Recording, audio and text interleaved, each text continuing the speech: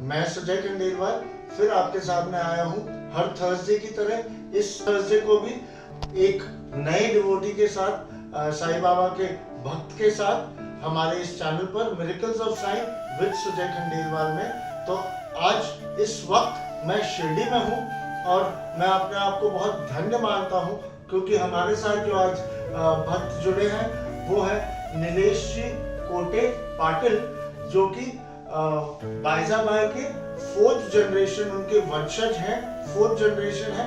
तात्या पाटिल के 3rd generation हुए। सो बाइजाबाई जिन्होंने साईं बाबा को अपना बेटा माना था और उन्हें बाबा ने अपनी माँ कहकर पुकारा था जब वो 16 वर्ष की आयु के थे, और तब से बाइजाबाई ने उन्हें अपने बेटी की तरह पाला। और तात्या कोटिल उनके बहुत बड़े भक्त थे। एंड यही पाटिल परिवार है, कोटे पाटिल परिवार है जिनके लिए वंशज हैं। तो आपका बहुत बहुत स्वागत है नीलेश जी। ओम साई राम। तो नीलेश जी, आप भक्तों को बताएं, आप बाबा को तो डेफिनेटली जानते हैं क्योंकि आप पैदाइशी से बाबा के बारे में जानते हैं, बट उनके बारे में आपका, उनके प्रति आपकी श्रद्धा या विश्वास कैसे जुड़ा? पहले सभी दर्शकों को ओम साई राम। जो बाबा की माँ थी, जो बाइजाबाई, आप सब साईं भक्तों को सबको मालूम है, उनका मैं वंशज हूँ। आप सबको मालूम ही होगा कि बाबा के पूरे जीवन चरित्र में बाइजाबाई और तात्या पाटिल का बहुत बड़ा अनन्य साधन ऐसा महत्व है। जैसे बाबा गुरु स्थान में प्रकट हुए, वह कुल उनका 14-15 साल का था। बाबा तपश्चर्या में लीन थे। उनकी तपश्चर्या तोड़ने की किसी को ताकत नहीं थी। आते जाते समय बाइजाबाई देखती थी कि इतना एक छोटा सा बालक जो हमेशा यहाँ दिन रात होके यहाँ तपश्चर्या कर रहा है, तो ये कौन सा बालक है, ये तपस्वी कौन है। बहुत सारे लोग शिरडी वाले देखते थे, लेकिन किसी की ताकत हुई नहीं कि उनकी तपश्चर्या तोड़े या भंग करे।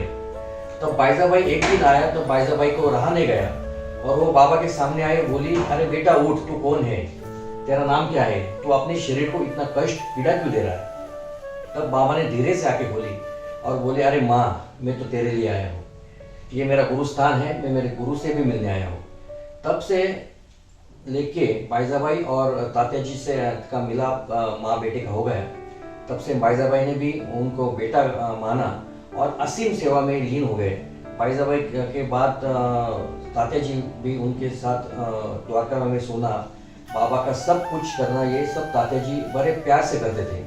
हमारा सब पूरा आज भी शिरडी का पूरा कोटे परिवार बाबा के सेवा में लीन है, क्योंकि बाबा के प्रति हम बहुत समर्पित है। क्योंकि बाबा ने, आपको सबको साइड डिवोटीज को मालूम होगा कि बाइजाबाई को तो माँ माना, और तात्या जी को एक असाध्य रोग था, मीन्स उनको तकलीफ थी, कैंसर था उस जमाने का। इसलिए बाइजाबाई हमेशा व्यतीत रहती थी कि मेरा एक ही बेटा था, एक में बेटा है जो हमेशा बीमार रहता है।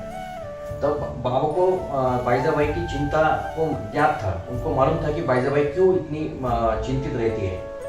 तब एक बार बाबा बोले कि माँ, तू मेरी माँ है तो तात्या भी मेरा कोई लगता है, तो चिंता मत कर, मैं आखिरी सांस तक तात्या की देखभाल करूंगा, तात्या का कुछ नहीं होने दूंगा।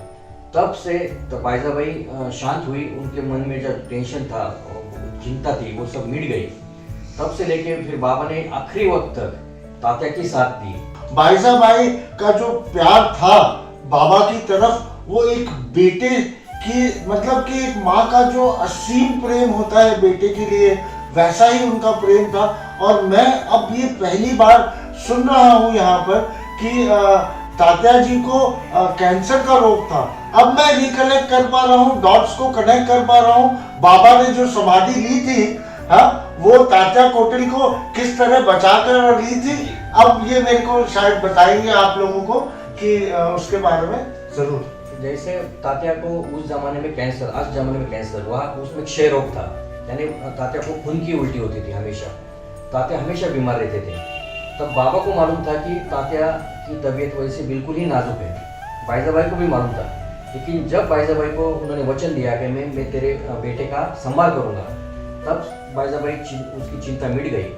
तब बाबा ने 2-3 भक्त, यानी कैलाशवासी रामचंद्र दादा पाटिल पोते, महासापति जी, अब्दुल बाबा, श्यामा कुलकर्णी, इनको तात्या जी की डेट बोली थी। इस तारीख को तात्या जी जाने वाले हैं, लेकिन तात्या जी को किसी को बोलना नहीं है। बाबा ने सौगंध ली, खुद की सौगंध ली, ताते को किसने बता नहीं। लेकिन जैसे जैसे वो तारीख नजदीक आती गई, तब से तैसे बाबा की तबीयत खराब होती चली गई और तात्या को अच्छा लगने लगा। लेकिन एक दिन ऐसा आया कि बाबा ने तात्या जी के सामने खून की उल्टी की। तब तात्या के मन में झटक से समझ में आया कि नहीं, मेरा जो असाध्य रोग था, मेरा जो बीमारी थी, वो बाबा ने अपने ऊपर ली। तब उनका जो संभाषण हुआ वो संभाषण बहुत अच्छा था।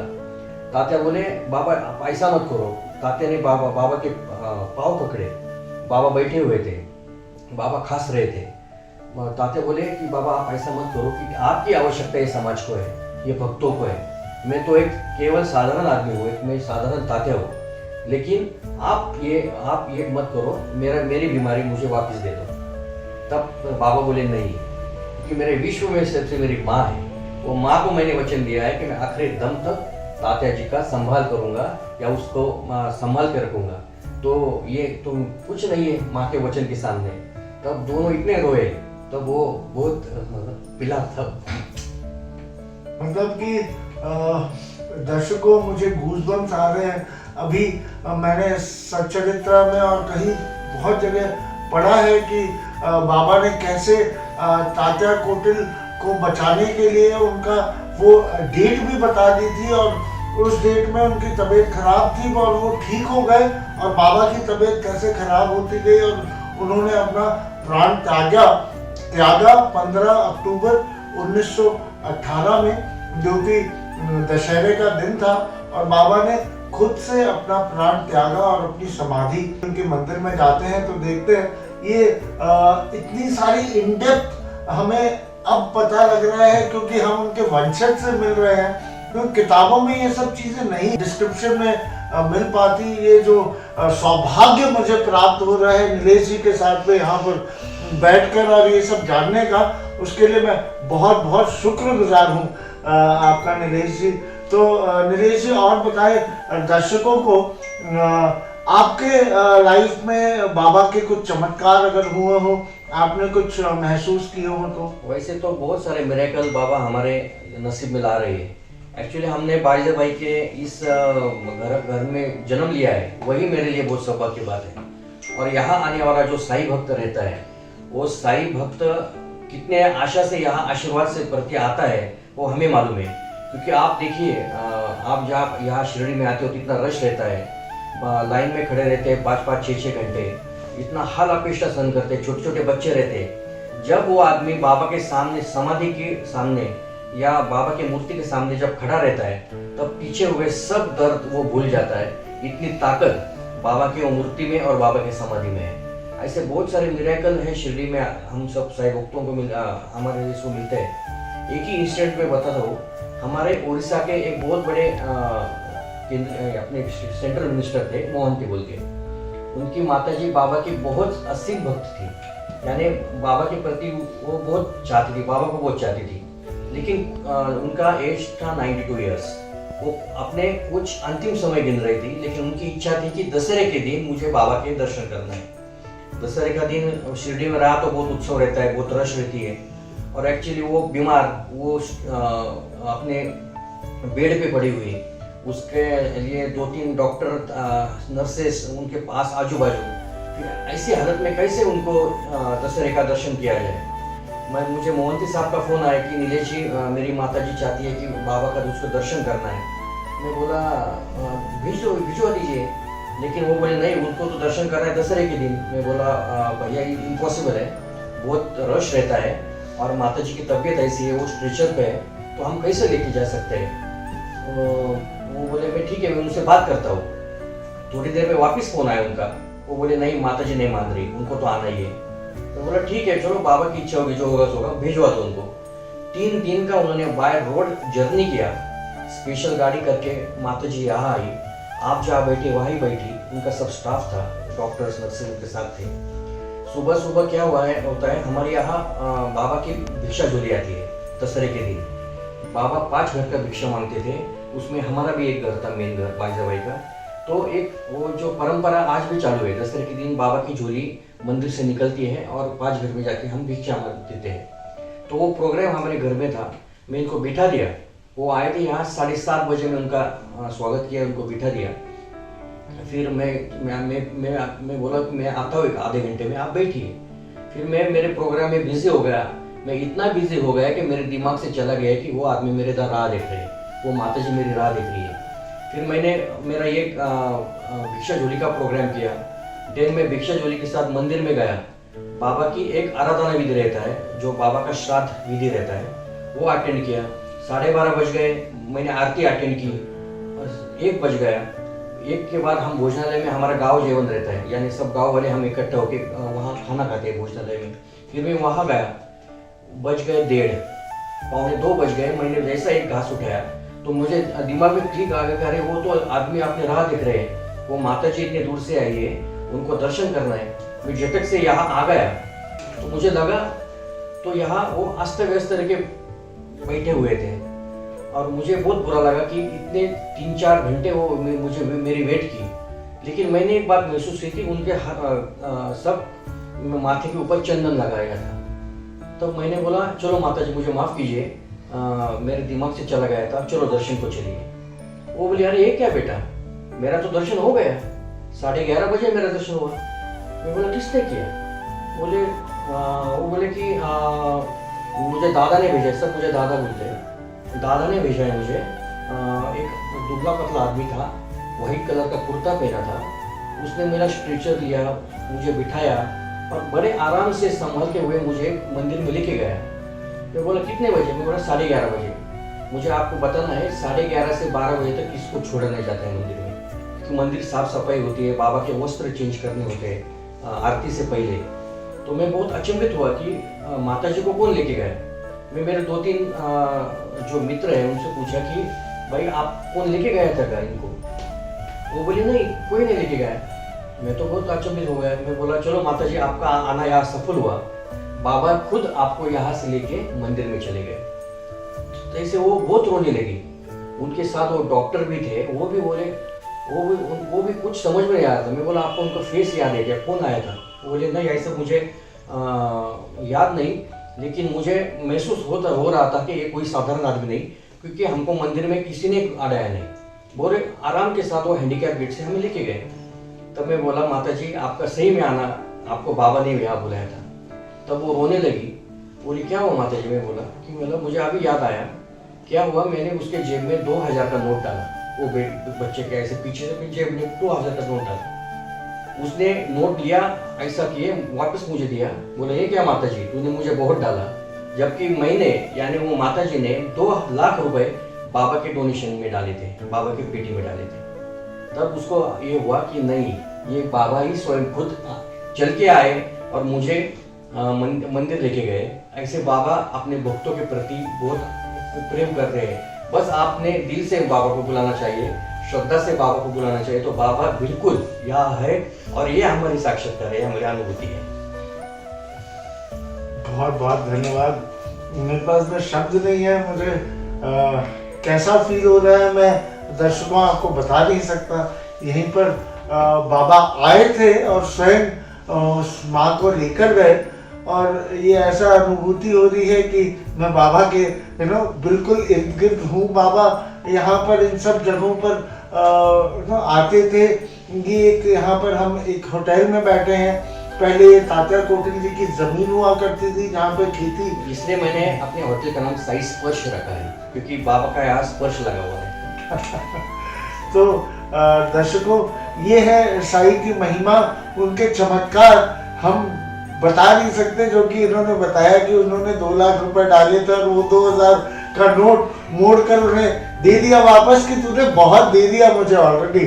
और तब भी वो समझ नहीं पाई, बाद में वो कनेक्ट कर पाई कि बाबा ही थे जो आकर यहाँ पर उन्हें लेकर गए। और ऐसे असीम चमत्कार हमें देखने को मिलते हैं। तो बहुत बहुत धन्यवाद नीलेश जी ये सब दर्शकों के साथ में शेयर करने के लिए। और आप क्या बताना चाहेंगे दर्शकों को शिरडी के बारे में, बाबा के बारे में, अपने परिवार के बारे में, तात्या कोटिल जी के बारे में, उनकी माता जी के बारे में, अगर आप कुछ भी बताना चाहें तो? बस मैं एक इंसिडेंट यहाँ बोलना चाहता हूँ बाईजाबाई के बारे में।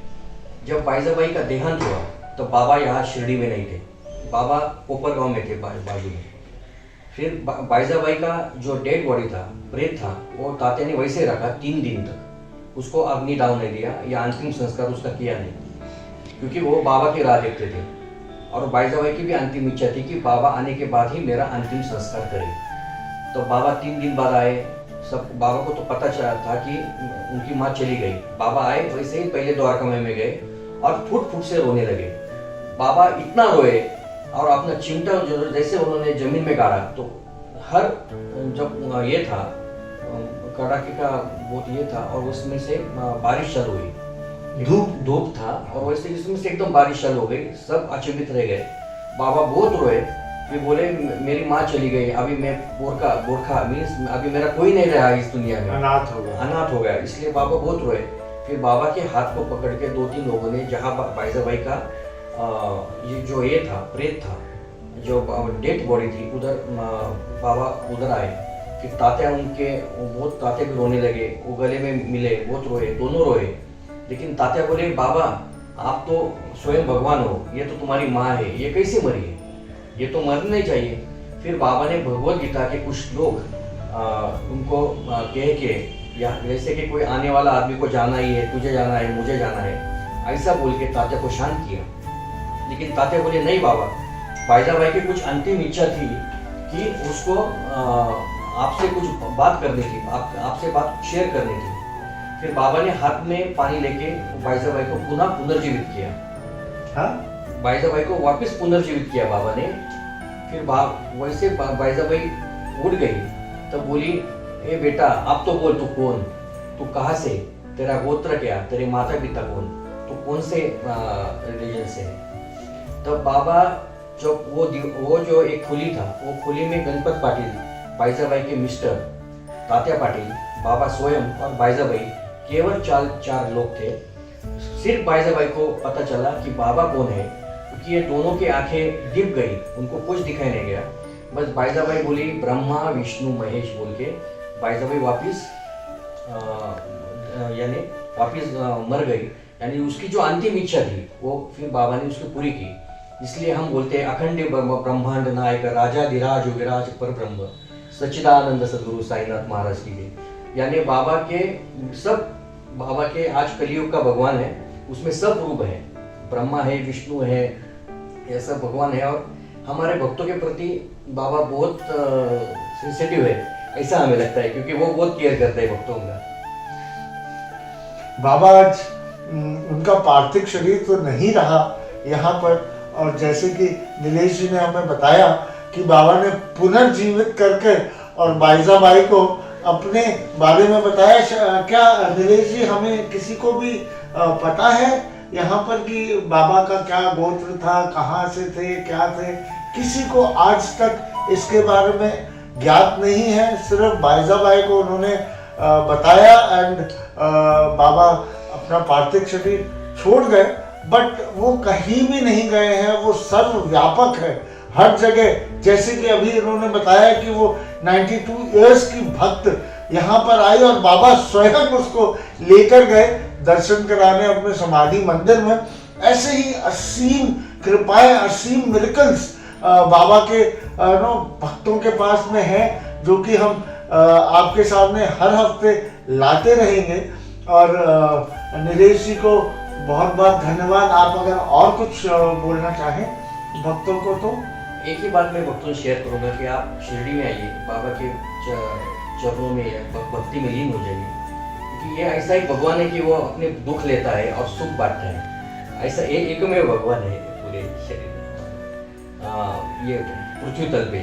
अभी आप ये जो फोटो देख रहे हैं, यहाँ जो फोटो है, ये भी मैंने क्यों लगाया, इसका भी एक छोटा सा कहानी मैं आपको बताता हूँ। मेरे खुद के इसमें आई थी, मैं अंडर 16 नेशनल प्लेयर हूँ क्रिकेट का। तो मुझे यहाँ बॉल लगा जोर से, तो मैं अनकॉन्शियस हुआ, मैं वही बेशुद्ध पड़ गया। मेरा मैच था बड़ौदा में, महाराष्ट्र और वर्सेस बड़ौदा का मैच था। तब मुझे बॉल लगा तो मैं अनकॉन्शियस हुआ, मैं गिर गया, मुझे एडमिट किया। तो एडमिट किया, मैं 2 दिन से बिल्कुल मुझे समझ में नहीं आ रहा था, मैं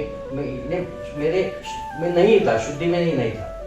फिर एक रात के समय मुझे बाबा दिखे, बाबा मेरे पास आए, मेरे सर से हाथ फिराया और हंसने लगे। मैं बाबा से चिल्लाया, बाबा मुझे इतना खून बह रहा है और आप हंस रहे हो, ये कोई बात नहीं। फिर बाबा ने वापस मेरे सिर पे हाथ फिरा के सामने जाके यही मुद्रा में बाबा बैठ गए और अच्छा होगा वो किया। तब मैंने धीरे से जब आंखें खुली तो एकदम छोटा सा फोटो यही इसमें मेरे सामने था। तो मुझे तो मालूम नहीं था कि बाबा मेरे सामने है या बाबा का फोटो वो आईसीयू में है, मुझे मालूम नहीं था। ये बाबा के मिरेकल है। तब मैंने सोचा कि जब भी मेरा ऑफिस होगा, जब भी मेरा कोई भी छोटा घर होगा, तो यही मुद्रा में मैं बाबा को मेरे घर में या मेरे ऑफिस में बिठाऊंगा। इसलिए ये फोटो मैंने यहाँ लगाया हुआ है। बहुत बहुत धन्यवाद नीलेश जी। बाबा का यही सेम पोस्चर में ये कलर्ड है, ब्लैक एंड व्हाइट, मेरे घर पे भी लगा हुआ है और बिल्कुल मेरे एकदम दो शोकेस के बीच में बड़ी सारी चित्र है। इससे एक साइज शायद छोटा होगा और बाबा की कृपा आपके ऊपर में बरसती रही है, आपके परिवार के ऊपर में बरसती रही है। आज मुझे जानकर, देखकर और इतनी सारे दर्शकों को ये अंदर की बातें सुनकर बहुत अच्छा महसूस हो रहा होगा। तो दर्शकों, समय काफ़ी हो गया है, तो नीलेश जी के साथ में हम अलविदा कहेंगे। उसके पहले मैं आपको रिमाइंड करा दूं कि अगर आपने अभी तक सब्सक्राइब ना किया हो तो कृपया सब्सक्राइब का बटन दबाएं, पास में बेल आइकॉन है उसे भी दबाएं ताकि आपको नोटिफिकेशन मिल सके। हमारा फेसबुक और इंस्टाग्राम का पेज भी है, सब एक ही नाम से है, miracles of Sai with Sujay Khandelwal. मैं ये साईं बाबा की इच्छा थी कि मैं उनका ये चैनल चालू करूं, ये सारे पेजेस बनाऊं और बाबा का प्रख्यात करूं, क्योंकि बाबा ने स्वयं मुझे एक नया जीवन दिया है। ये पूरा जीवन मैं उनके प्रचार में, उनकी सेवा में प्रस्तुत करता हूं और इसे व्यतीत करना चाहता हूं। उनके इस आशीर्वाद में जो मुझे हर पल इतने मिरेकल्स महसूस होते हैं उनके, आज सुबह से भी मिरेकल्स इतने महसूस हुए। मैं मंदिर में था और उस समय मैं सोच रहा था, मैं 2 दिन से शिरडी में हूँ और रोज मैं उनकी उदी यहाँ पर पूजा करके लगाता हूँ। मैंने कहा 2 दिन से उदी तो लगाई नहीं है मैंने, और मंदिर से निकला और उनकी विभूति थी वहां पर और एक जन उस विभूति से निकालकर मेरे सर पे ये विभूति लगाया। वो सर्वव्यापक है, इसका कोई मतलब 2 मीनिंग नहीं हो सकता, 2 बार आप सोच नहीं सकते। उन्हें हमारे मन में क्या चल रहा है, भक्त के मन में उन्हें सब पता होता है।